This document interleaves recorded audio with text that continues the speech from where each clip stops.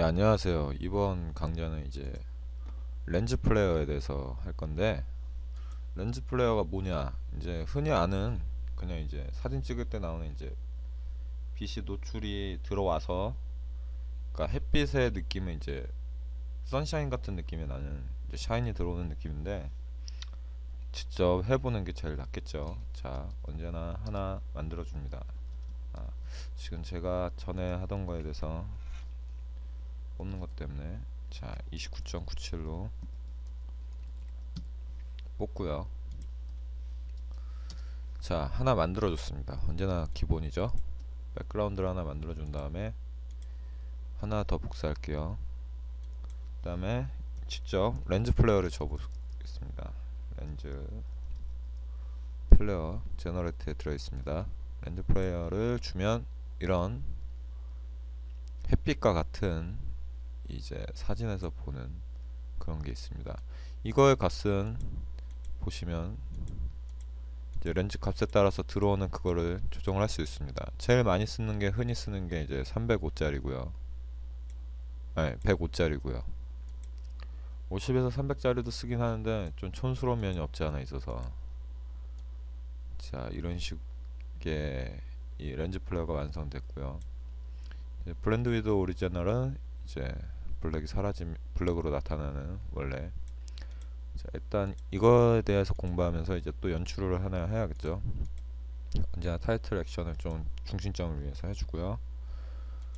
이제 영화 중간에 이제 저번에는 타이틀을 글씨가 박히는 거였는데 지금 그냥 글씨가 영화 편집 중간중간 나오는 것들이 있습니다.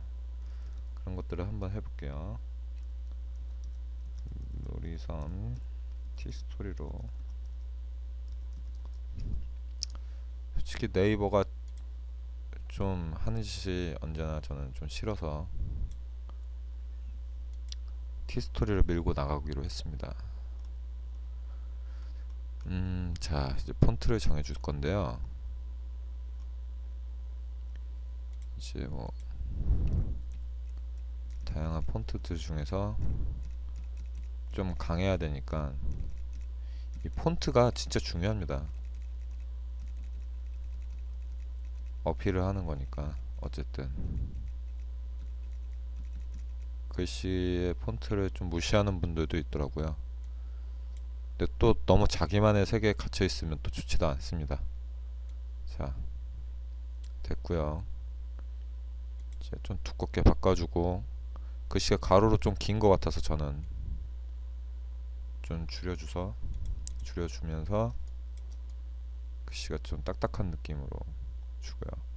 이제 여기서 약간은 메탈 느낌을 주기 위해 램프를 주겠습니다. 언제나 목이 아프네요. 자, 파이트를 대조적으로 많이 주면 W가 하나 빠졌네요.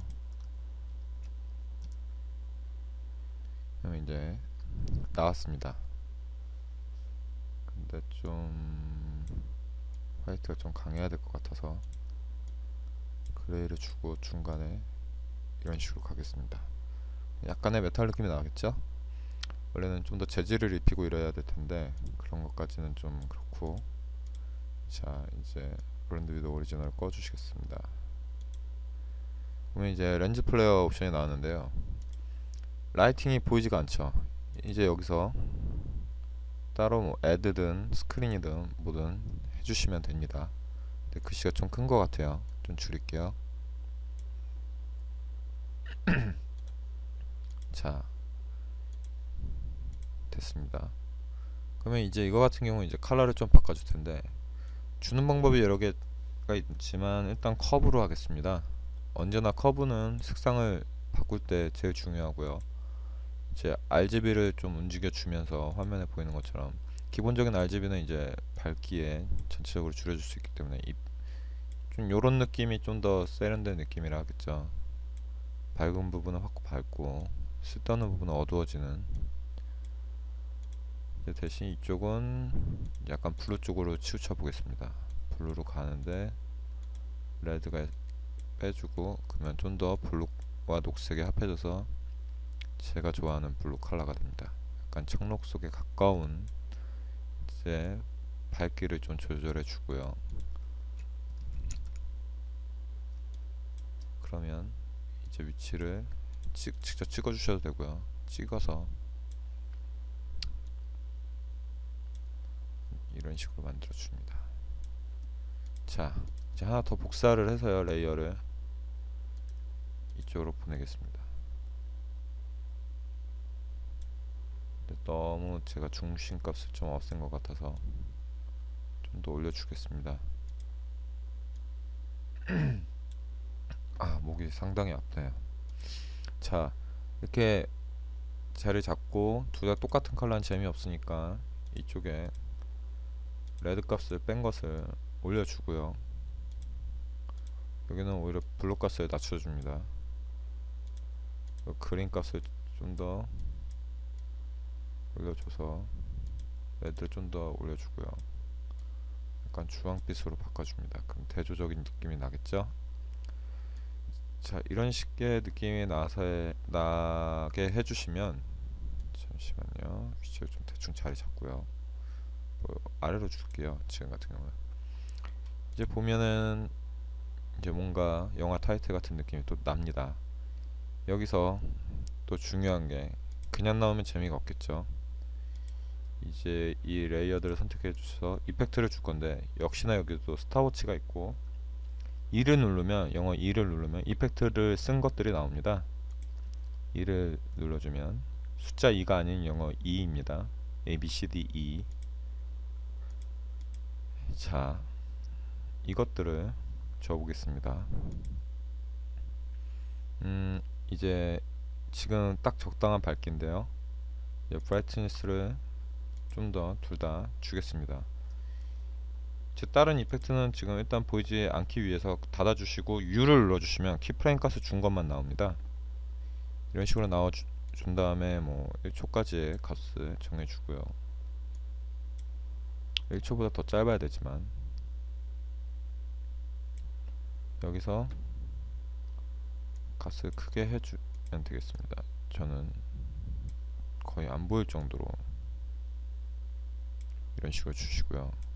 이 부분은 처음엔 없는 게 나으니까 주겠습니다.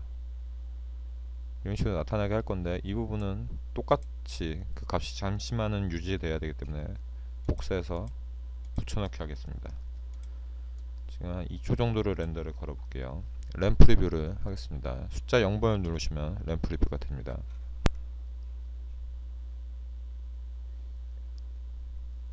자, 이런 식으로 글씨가 나타나게 할 건데, 당연히 처음에 없었다가 이렇게 화이트가 쳐야죠.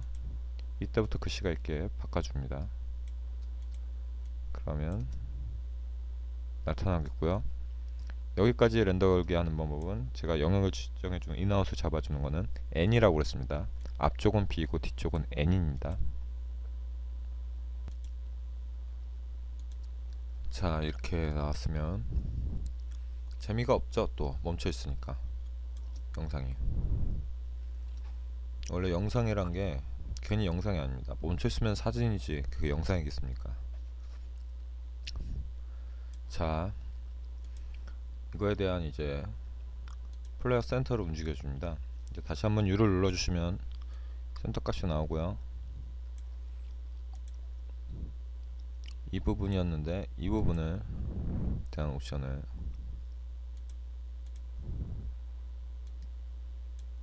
이렇게 하면 움직이면서 나오죠. 근데 여기서 좀 더 가줘야, 지금 보면 움직임이 또 이렇게 다시 돌아가죠. 곡선이 되기 때문에. 그러니까 이 앞부분을 우측 버튼을 누르셔서 키프레임 인터폴레이션을 눌러주셔서 화면에 나오는 베이지어가 아닌 리니어로 바꿔줍니다. 그러면 바뀌었죠. 그걸 좀 부드럽게 가기 위해 이 부분을 전에 배웠던 이즈 단축키 F9를 눌러주시면 확 가는 게 아닌,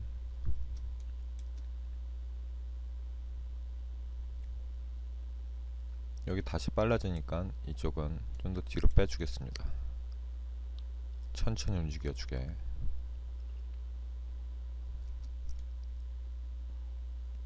좀 많이 가긴 했는데요. 이쪽이 뭐 가운데서부터 빠져나오는 게 좋겠죠.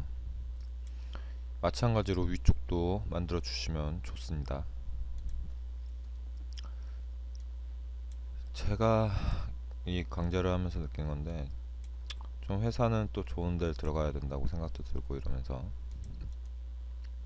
진짜 회사를 잘 고르시는 게 좋을 것 같습니다. 언제나 좀 그래서 어쨌든 이거 같은 경우는 이제 캐프라인 플레이 센터를 가운데 쪽으로 움직여 주겠습니다. 그러면 이쪽을 안 움직여 줬으니 이쪽엔 변화가 없겠죠. 이렇게 바꿔 주시면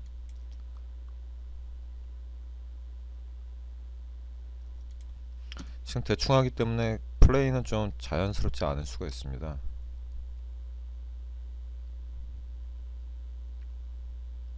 이런 식으로 나오는데 또 글씨가 또 재미가 없으니까 스케일에 대한 애니메이션을 좀 주겠습니다.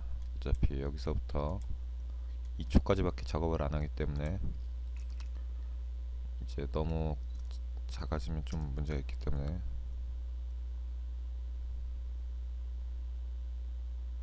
지금 이 빛이 갑자기 훅 멈췄다가 이래서 좀 어색해 보이는데요. 다시 이렇게 해보겠습니다.